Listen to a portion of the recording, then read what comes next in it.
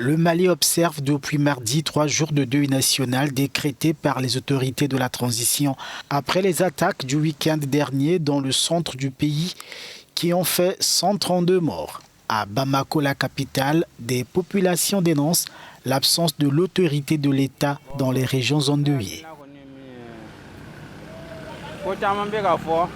À mon avis, beaucoup de choses sont dites à Bamako qui sont différentes de la réalité. Je suis de la région.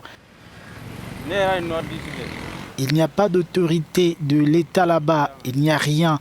Nous vivons sans loi, c'est chacun pour soi, c'est la loi du plus fort. La population voit ce qui se passe, mais elle ne peut rien faire.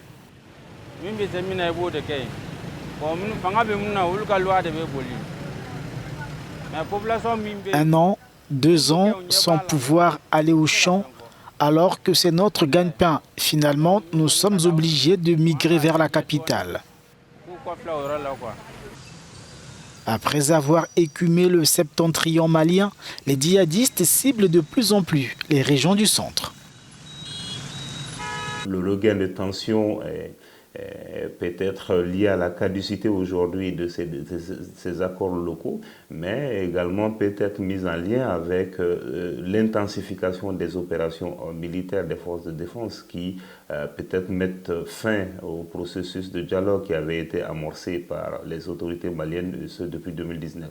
La réponse, c'est surtout l'amélioration de la réponse face à cette menace sécuritaire, parce que la focalisation des moyens, de l'attention sur la question militaire à elle seule a montré ses limites depuis quelques années. Donc il convient de tirer les enseignements des limites des réponses observées pour aujourd'hui aller vers des solutions globales qui incluent non seulement la réponse militaire mais aussi des réponses politiques qui prennent en compte les préoccupations des populations qui sont liées à la qualité de la gouvernance, qui sont liées à la justice notamment. Le cadre d'échange, groupement d'une dizaine de partis politiques, a demandé au gouvernement de prendre les mesures nécessaires afin que de telles tragédies ne se reproduisent pas. Depuis le début de l'année, plusieurs centaines de civils sont morts dans des attaques dans le centre et le nord du Mali.